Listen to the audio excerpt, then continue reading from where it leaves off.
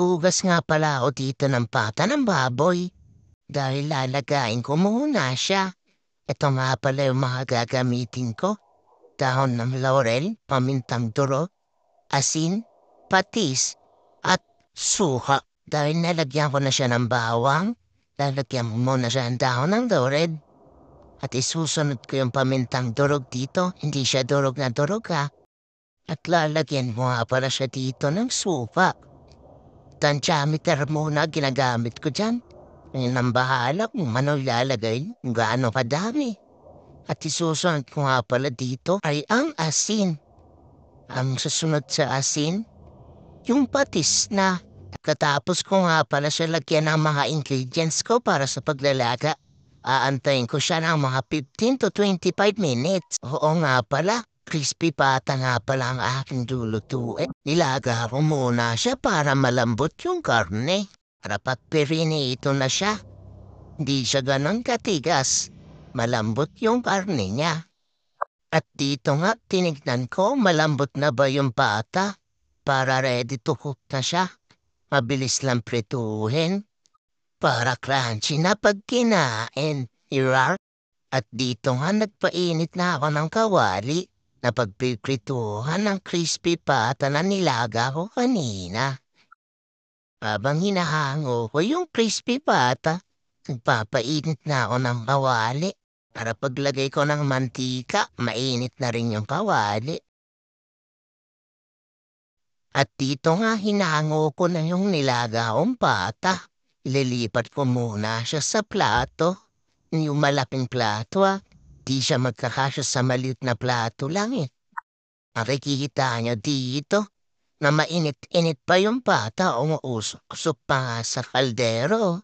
Tatapon ko muna yung tubig dito na pinaglagaan ng pata. Magagalit na naman si Ermats pag makahalat tapos sa pagluluto eh. Ito na nga ilalagay ko na siya sa plato. Chine-check ko lang ng maigi baka mamaya may dugo-dugo pa yung pata.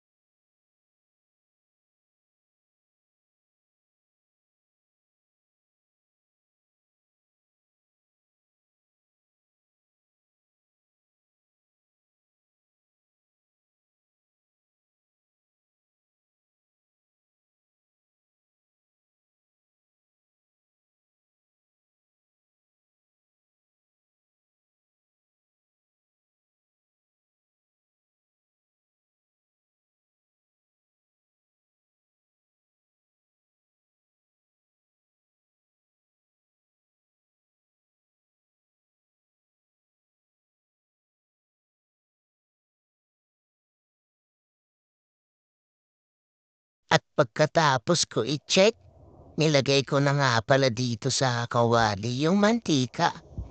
1.5 liters nga pala dito yung nilagay kong mantika At papakuluan ko siya ng mga ilang minuto lang. Siguro mga 5 minutes ko to pinakuluan. Maya-maya nang ilalagay ko na siya dyan sa kumukulong mantika. Ito na nga pala nilaga ko kaninang crispy pata. Lalagyan ko lang siya muna ng asin. Lalagyan ko lang siya. Wala nang trip ko lang.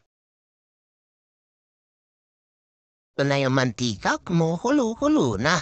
Kaya di na ilagay yung crispy pata. Inalang ko na nga pala yung crispy pata sa kumukulong mantika. Mga 10 minutes ko yan bago baliktaran. Pero chinecheck-check ko din. Hindi ganong kasunog. Pan ko nga pala siya dito ng tapip.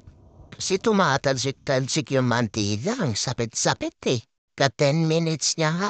Inaganyan-ganyan ko na siya. Lalagyan ko ng mantika yung taas-taas niya. Di ko alam kung anong tawag dyan eh. Nilalagyan ng mantika yung taas. Basta, napapanood ko lang din yan. Paalala ko lang, 10 minutes ko bago ko baliktarin yan ha.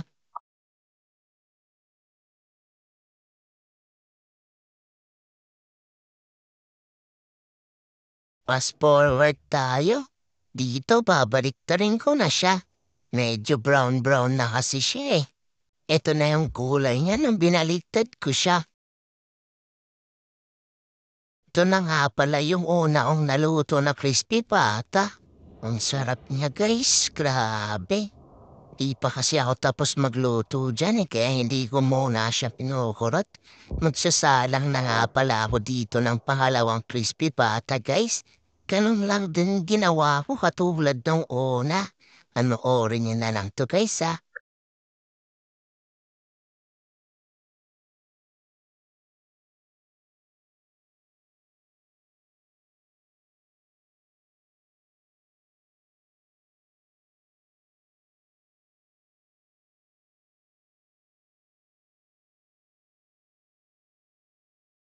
Ito na nga pala yung pangalawang pata. Pinaliktad ko na siya dito, malapit na rin siya maluto. Sarap, nagugutom na ako kaya pinamadali ko na siya eh. Ito nga tapos ko na siya lutuin. Ang sarap, grabe. May pagkasunog-sunog na ang crunchy neto. Pre, hindi pa natatapos ang video. Ipapatikim natin sa aking pinakamamahal na pamangkin. Abangan nyo ha. Jane, Ano? titikman mo. Mamuna ng... Lagyan mo init. Hindi na tuminit.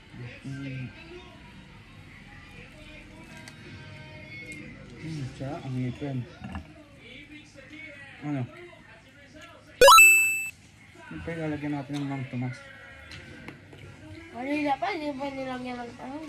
Ang pagtititikman mo na yung walang Mang Tomas.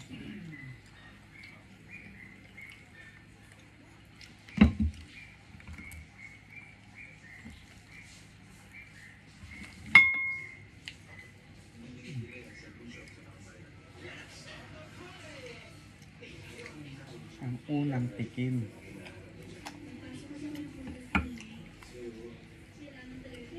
Kaya, Lalong pinasarap. Kahit wala ng kanin, guys. No? Sarap. Kahit wala ng kanin. Si Bella kasi hindi kaya ng walang kanin. Ako din. Siyempre, Pinoy. tingi.